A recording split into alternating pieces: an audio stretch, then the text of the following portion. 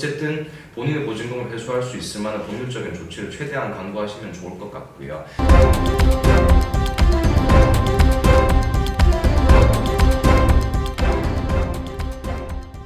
그 외에도 부동산 거래에 있어서 또 어떤 부분들을 신경을 쓰시면 좋을까요?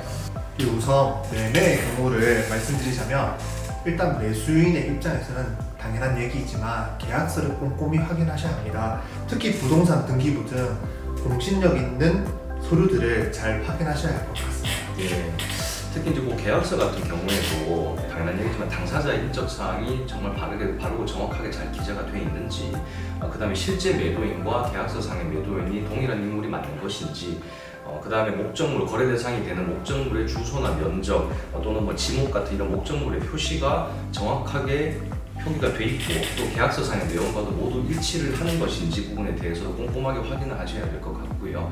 특히 뭐 단순 거주 목적이 아니라 어떤 특수한 목적, 가령 뭐 개발 같은 그런 목적으로 거래를 하시는 경우라면은 실제 현장은 어떨지 모르기 때문에 실제 현장도 직접 한번 방문해 보시는 것도 필요할 것으로 생각이 됩니다. 반대로 매도인의 경우에도 앞서 말씀드린 사항들을 충분히 확인하셔야 하는데 특히 민법에서는 매도인의 하자 담보 책임을 인정하고 있습니다. 이 내용이 무엇이냐면 매매 후 6개월 동안 매수인이 거래 당시에는 전혀 몰랐던 사항들로 인하여 목적을 달성할 수 없게 되는 경우에는 매수인이 해제를 할 수 있는 권한이 인정되는 것인데요. 물론 매수인한테는 과실이 없어야 되겠죠. 네, 맞습니다. 예, 그런 거. 네, 이런 권한으로 인해서 계약 자체가 해제가 될 위험이 있기 때문에 매도인으로서는 계약 당시에 자기가 알고 있던 사정들을 매수인에게 충분히 알려줘야 할 노력을 하셔야 할 것 같습니다. 네, 그렇습니다.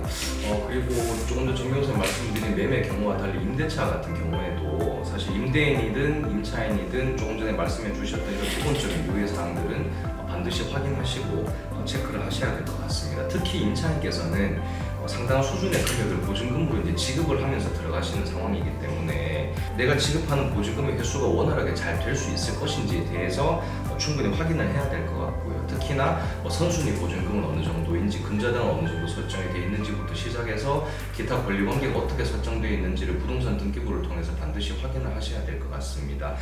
특히 뭐 예를 들어 이제 소위 원룸 같은 이런 경우에는 사실 등기부에도 그 선순위 보증금들이 어느 정도 되는지가 사실 일일이 표기가 되어 있지 않습니다. 이러다 보니까 이 부분에 대해 가지고는 거래 당시에 어떤 임대인분도 그렇고 중개업자분도 그렇고 이 수준이 어느 정도 되는지 이런 것들을 최대한 명확하게 알려주실 것을 요청을 반드시 하셔야 될 것 같습니다. 실제로 최근에 이런 부분들이 상당히 큰 법률적인 문제가 발생을 해가지고 뭐 천안이든 대구든 집단적으로 지금 피해를 보는 임차인분들이 많이 계시는 상황인 만큼 임대인분도 그렇고 임차인분도 그렇고 이 부분에 대해서 각별히 유의를 하시면 좋을 것 같고요. 본인의 보증금을 보호하기 위해서 많이들 알고 계시는 것처럼 확정일자를 반드시 받아두신다라든지 또 임대인께서 동의해 주신다면 전세권 설정 등기까지 해본다라든지 어쨌든 본인의 보증금을 회수할 수 있을 만한 법률적인 조치를 최대한 강구하시면 좋을 것 같고요. 특히 이제 중개업자분들 같은 경우에도 사실 다양한 형태의 부동산 거래에 있어서 헤아릴 수 없을 정도의 많은 분쟁들이 지금 실제로 발생을 하고 있습니다. 특히 그런 경우에 있어서 의뢰인의 어떤 권리가 무슨 문제가 발생이 됐을 때 중개업자분에 대해서도 과실 책임이 있다는 걸 인정해주는 대법원 판례도 상당히 많이 있기 때문에 꼭 그런 차원을 떠나서라도 중개업자분께서는 임대인과 임차인분들의 어떤 권리 문제에 있어서 최대한 분쟁을 사전에 방지할 수 있도록 도움을 주시면 좋을 것 같습니다.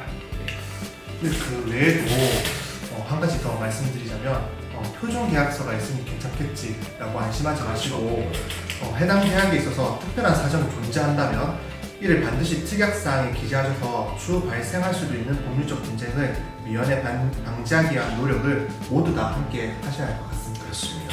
예, 그 시간적인 한계도 있다 보니까 저희가 그냥 가장 기본적인 부분들 위주로 이제 말씀을 드렸습니다. 일단 저희 법무법인에서도 부동산 거래를 다양한 형태의 어떤 부동산과 관련된 법률적 분쟁에 대해서 상당히 많은 경험을 했고 또 거기에 따른 노하우도 많이 축적되어 있습니다. 부동산 거래를 포함해서 부동산과 관련된 어떤 문제가 발생을 했을 때 항상 편하게 언제든지 연락 주시면 성심성의껏 답변 드리도록 하겠습니다. 또 다음 컨텐츠에서 뵙도록 하겠습니다. 아시는 것처럼 저희 채널 법무법인 큐브TV 줄여서 법큐TV입니다. 정 변호사님 또 홍보 한 말씀 해주시죠. 많은 관심과 주변 지인들한테 소개 부탁드리고 구독, 좋아요 부탁드립니다. 감사합니다. 감사합니다.